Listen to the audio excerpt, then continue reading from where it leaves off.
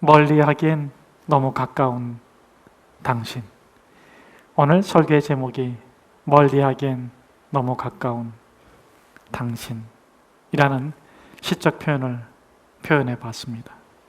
베드로와 예수님의 관계인데 어쩌면 우리와 예수님과의 관계이기도 한 것 같습니다. 얼마나 멀어져 있었을까요? 또 얼마나 가까워졌겠습니까? 오늘 본문의 사건 이후로 베드로와 예수님의 관계의 거리는 그런적 거리가 되어서 더 이상 멀어지지도 않고 더 이상 가까워지지도 않는 완전체가 됩니다. 저는 저와 여러분이 베드로처럼 울고 통곡한다 할지라도 예수님과의 관계의 거리가 그런적 거리가 되는 축복이 있기를 주의 이름으로 축복합니다. 물론 오늘 본문 사건 이후에 베드로에게 성령이 임해서 베드로가 복음을 나타내고 기적을 나타내고 능력을 나타냅니다. 그러나 그것은 현상적인 것일 뿐입니다.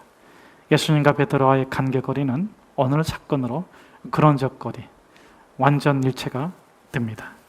오늘 본문을 통해서 회개의 정의를 새롭게 해보고 왜 예수님께서 그럼에도 불구하고 베드로를 실패 가운데 버려두셨는가 하는 그 목적의 의미를 교훈으로 삼고자 합니다. 여러분, 오늘 본문은 참 재미있습니다. 너무 길어서 제가 일부분만 봉독하자고 했는데 집에 가서 여러 번 한번 반복해 보면서 지명 또는 장소를 주의해서 보시면 아주 그 지명과 장소가 예리하게 좁아지는 것을, 밀착되는 것을 알게 됩니다. 마가복음이나 누가복음, 요한복음과는 다릅니다. 아주 체계적으로 거리를 띄었다가 좁히는 그런 것을 볼 수 있게 됩니다. 또 한 가지 오늘 본문에서 굉장히 강조되고 반복되면서 나오는 단어가 있는데 그게 함께라는 단어입니다. 함께. 그러니까 누구와 함께 하느냐에 따라서 누구와 함께하지 못하는 것을 강조하고 있습니다. 오늘 본문을 통해서 베드로의 관계와 예수님의 관계의 거리를 알아보고 우리 또한 완전일체의 근원적 관계가 되기를 소망해 봅니다. 오늘 본문의 설교는 5가지 질문을 통해서 우리가 메시지를 찾아가 보고자 합니다. 첫째, 얼마나 사랑했는가? 여러분, 얼마나 사랑하고 있습니까? 물론 베드로에게 있어서는 예수님이죠. 예수님을 베드로가 얼마나 사랑했을까요? 예수님은 베드로에게 있어서 예수님은 결코 떨어질 수 없는 존재였습니다. 그러기에 오늘 본문에도 보면 멀찍이 예수를 따라갔는데 그 멀찍이 예수를 따라가기 전에 다른 제자들은 다 도망갔어요. 그런데 멀찍이 예수를 따라갔는데 어디까지 따라갔냐 하면 오늘 마태복음에서는 장소 또는 지명을 강조한다고 했죠. 뜰 안까지 따라 들어갔습니다. 그 결말을 보려고 안에 들어가. 어디까지 갔다고요? 거의 가면은 잡혀 죽을 수도 있어요. 물론 대제사장과 지인이었던 요한은 손쉽게 들어갔지만 베드로는 못 들어가고 있었을 적에 요한의 도움을 받아가지고 대제사장의 뜰 안까지 들어가 있습니다. 제자들이 다 예수님께서 결박당하는 것을 보고 도망을 갔는데 대제사장과 지인은 요한만 들어갔는데 베드로는 그럼에도 불구하고 정말 예수님께서 잡혀 죽으실까? 십자가에 달려 험황에 돌아가실까? 그 결말을 보고자 하여 목숨의 위협과 여러 가지 위협을 무릅쓰고 마지막까지 따라간 것입니다. 그러므로 베드로는 예수님과 어떤 관계인가? 예수님은 베드로에게서 어떤 존재인가? 누가복음 22장 33절은 이렇게 말하고 있습니다. 베드로가 말하되 주여 내가 주와 함께 오게도 가고 죽는 데도 가기를 각오하였나이다. 여러분, 사랑하려면 얼마큼 사랑해야 돼요? 적당히 사랑하면 되겠습니까? 이 정도 사랑은 해야 되지 않겠습니까? 내가 당신을 사랑해. 당신이 오게도 가면 나도 오게 가고, 당신이 죽는 데 가면 나도 거기 같이 갈 거야.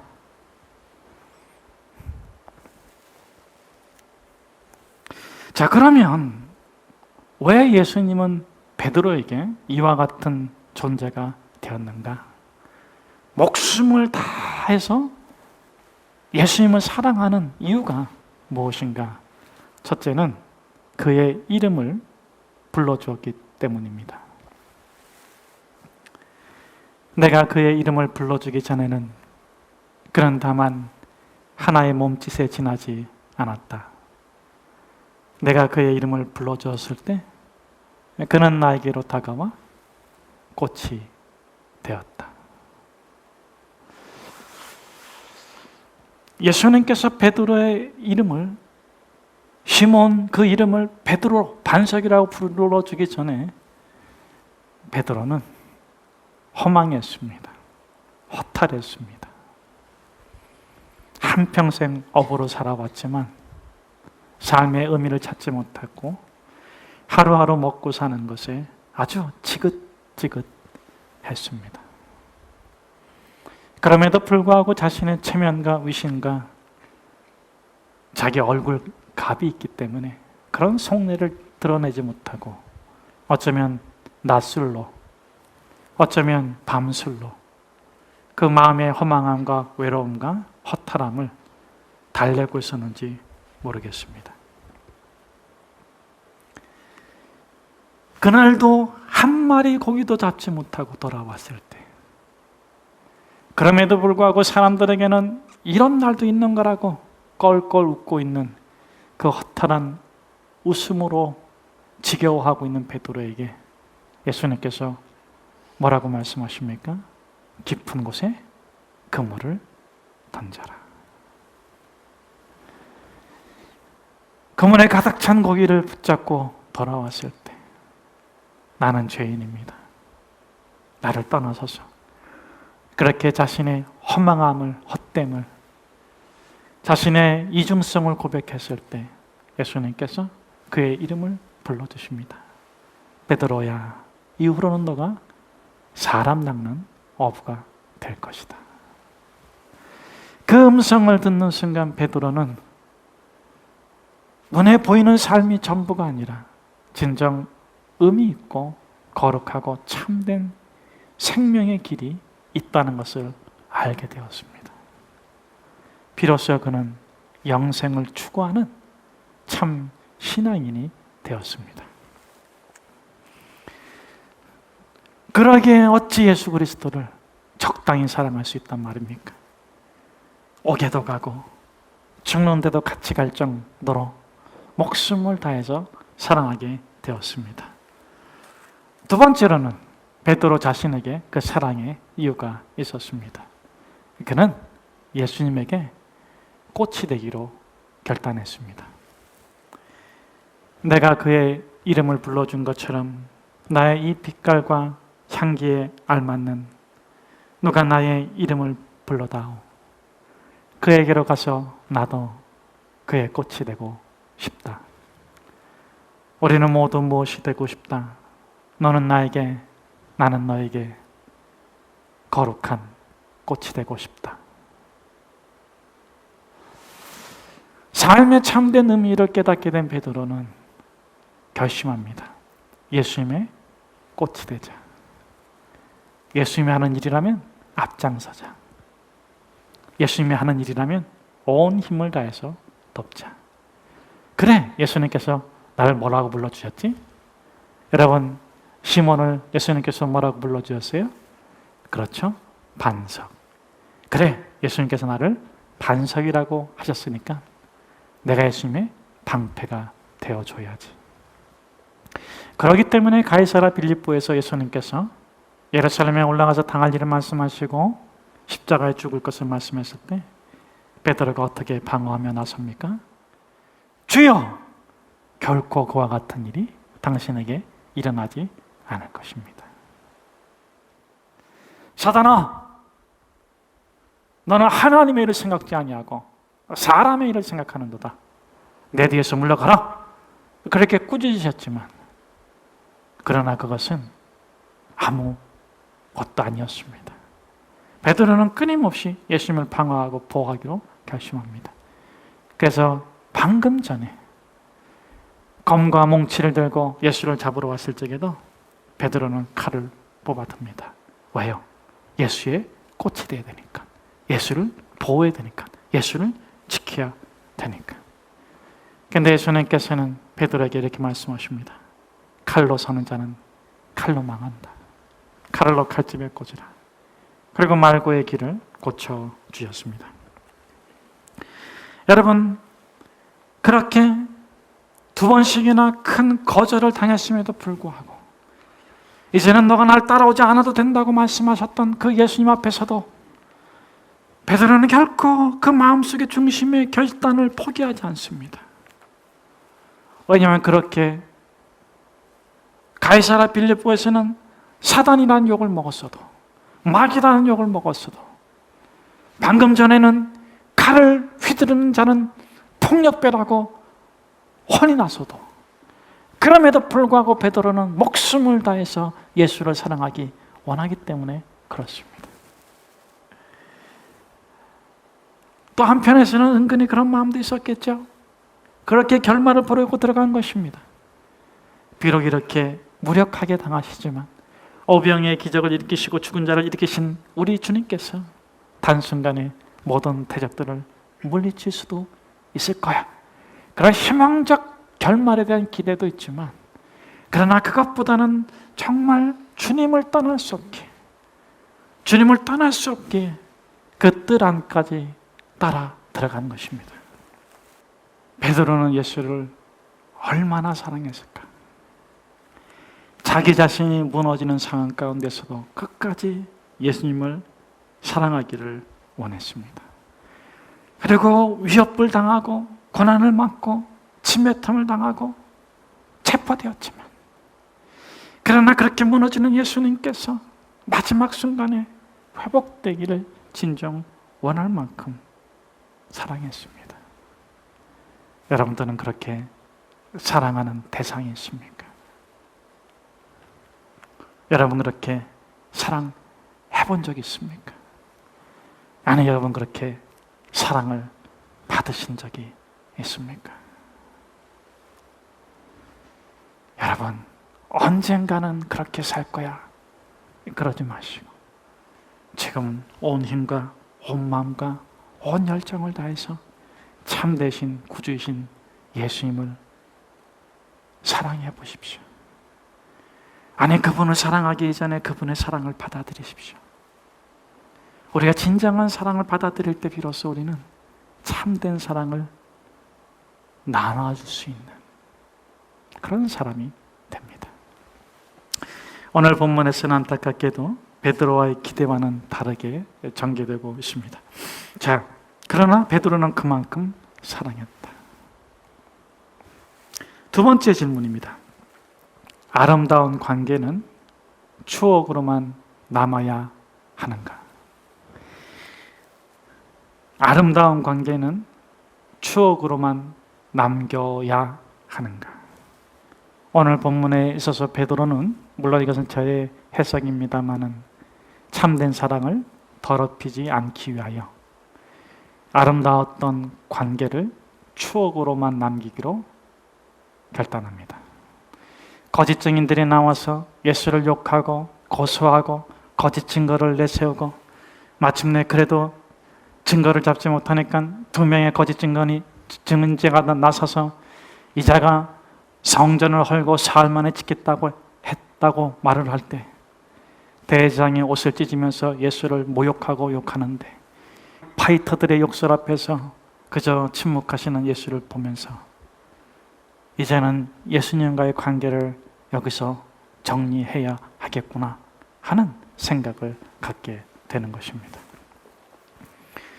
두 번째는 무엇 때문에 그렇습니까? 폭력을 보면서 이 베드로의 마음이 정리가 되기 시작합니다.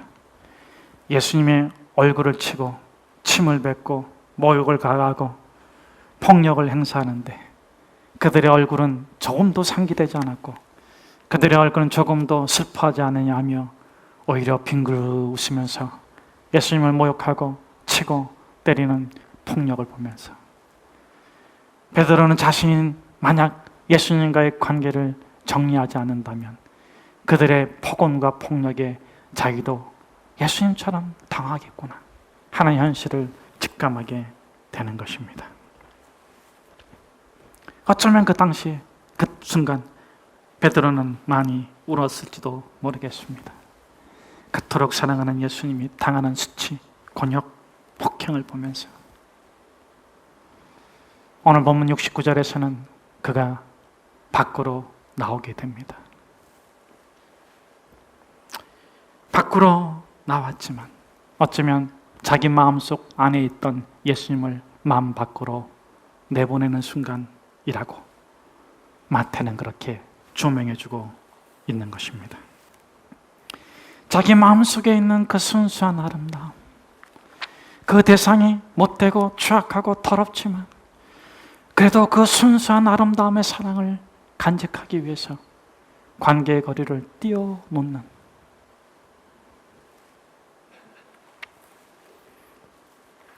바깥에 나선 베드로.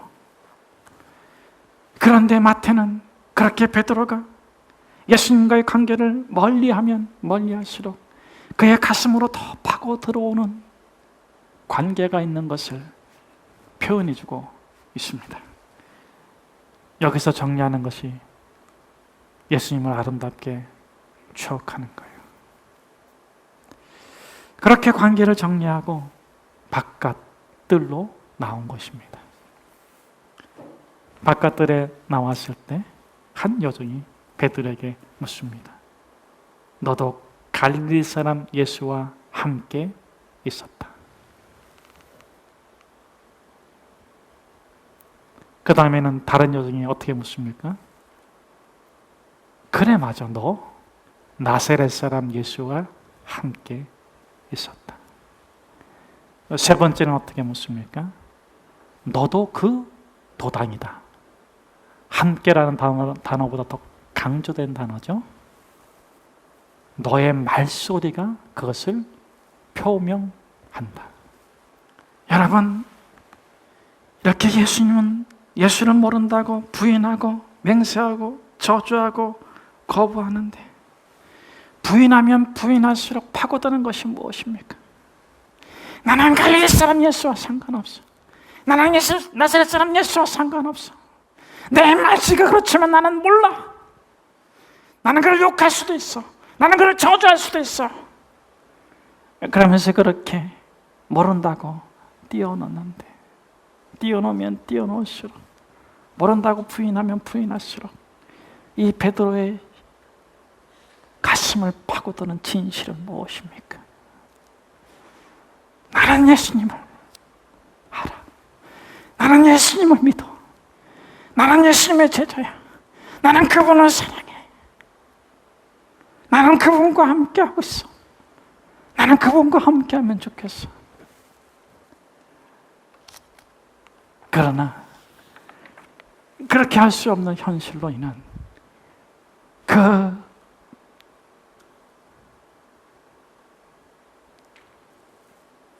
두려움이 거부의 표시로 역설로 표현되고 있을 뿐입니다. 사랑하는 여러분, 진리이신 예수 그리스도, 우리 영혼의 구주이신 예수 그리스도는 우리가 아무리 행위적인 잘못으로 그분을 멀리 하려고 할수록 그러면 더 가까이 우리를 찾아오시는 분이십니다. 네 번째 질문입니다. 참된 회개는 무엇인가? 우리는 새로운 회개를 오늘 본문에서 배우게 됩니다. 누가복음 22장 61절은 이렇게 기록되어 있습니다. 주께서 돌이켜 베드로를 보시니 베드로가 주의 말씀 곧 오늘 닭 울기 전에 내가 나를 3번 부인하리라 하심이 생각나서, 여러분, 잘못했다고 다 회개하는 게 아니에요. 절반은 회개하지 못해요.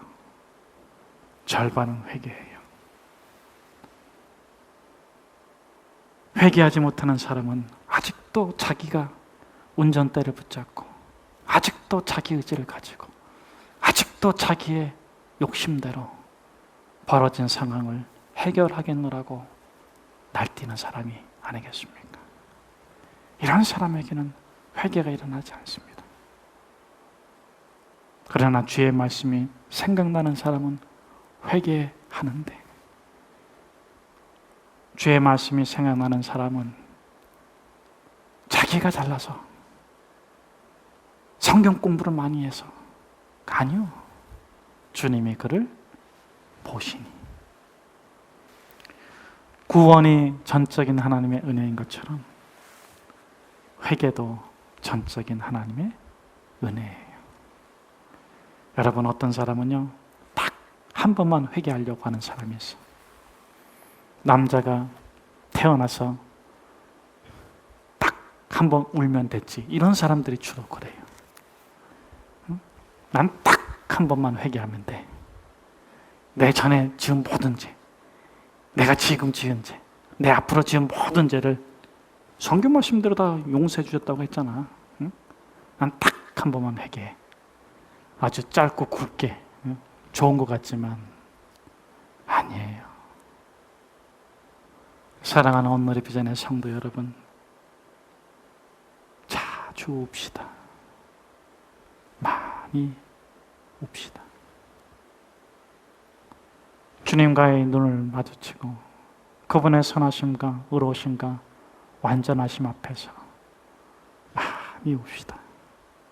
회개가 뭐예요? 내 의지를 내려놓는 거, 내 운전대를 주님에게 맡기는 거, 그리고 그 운전대를 붙잡으신 주님 옆에서 대화하고 의논하고 같이 목적지를 향해 가는 것이 회개입니다. 마지막으로 5번째 질문입니다. 왜 예수님께서는 베드로가 실패하도록 버려두셨는가? 실패하게 두신 목적이 무엇인가? 예수님께서 그 답을 누가복음 22장 31절 32절에서 이미 말씀하셨는데 제가 읽어드리겠습니다. 시몬아, 시몬아, 보라, 사단이 너희를 밀가부르듯 하려고 요구하였으나 그러나 내가 너희를 위하여 내 믿음이 떨어지지 않기를 기도하였으니 너는 돌이킨 후에 내 형제들을 굳게 하라. 실패를 경험하게 하신 목적이 뭐라고요? 깨지고 부서지고 넘어진 자들을 일으키라고. 예수님께서 왜 베드로에게 패배를 경험하게 하십니까? 베드로야, 이제는 고만 업적을 위한 신앙생활은 그만둬라. 무엇을 이루고자 하는 신앙행위는 이제 그만둬라. 너의 영혼을 구원하고 너와 만난 사람들이 예수 그리스도 믿고 천국에 가는 영적인 삶의 여정을 어떠하든지, 어떤 일을 당하든지, 어떤 상황에서든지, 어디서든지 걸어갈 수 있도록 그저 자기의 안위만 지키려고, 그저 자신의 안위만 생각하는, 여러분 자신을 위해서 심하게 통곡해 봅시다. 여러분의 영혼의 구원을 위해서 심하게 통곡해 봅시다. 여러분의 가정의 구원을 위해서 심하게 통곡해 봅시다.